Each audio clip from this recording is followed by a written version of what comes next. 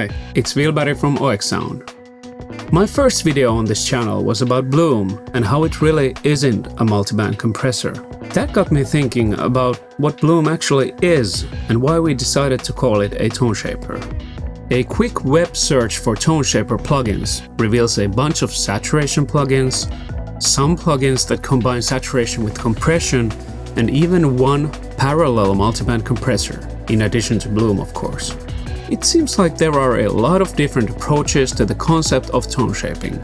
It could even be argued that every single plugin, starting from a humble EQ and ending with your favorite spaceship modulation effect, does indeed change the tone of your tracks. For me though, the key word here is the word shape, which kinda implies some sort of wide and general moves to nudge the tone one way or the other. Let's talk about tone for a second here.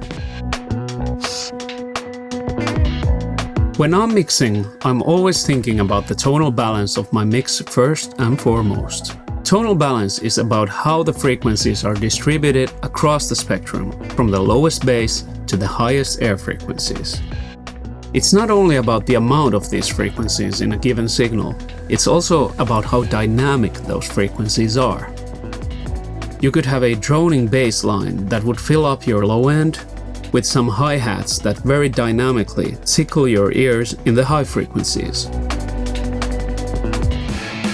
You could have a rock mix, where the guitars just constantly assault you in the high mid frequencies, while every snare hit feels like a small impact on the low mid frequencies.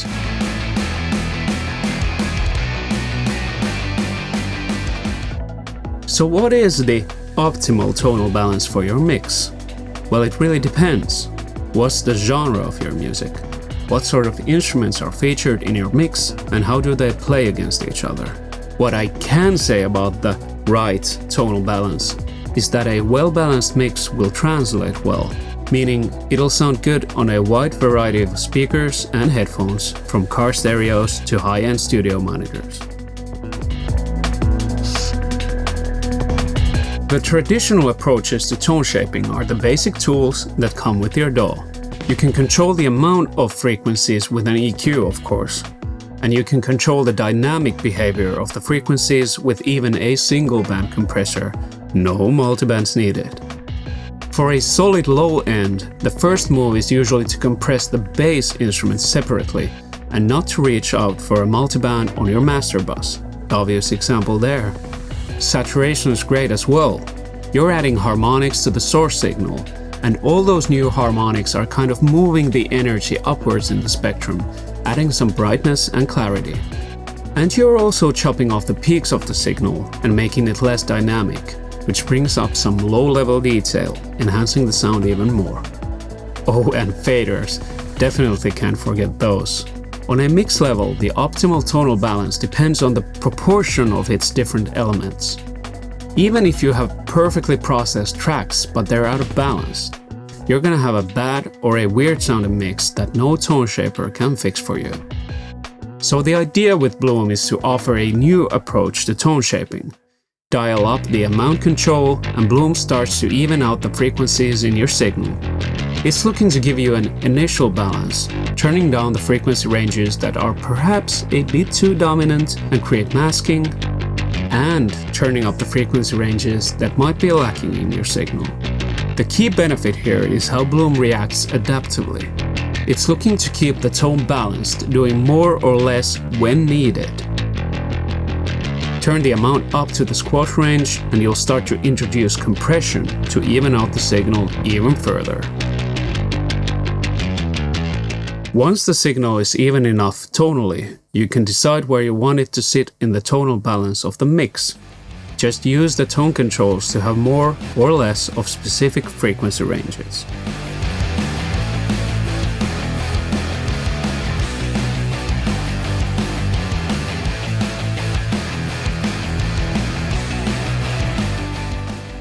Because Bloom is dynamic, you're kind of getting both EQ and compression in one quick interface, and since Bloom is removing some masking frequencies, it's revealing a lot of low-level detail, so you're also getting similar effects that saturation would have on your signal.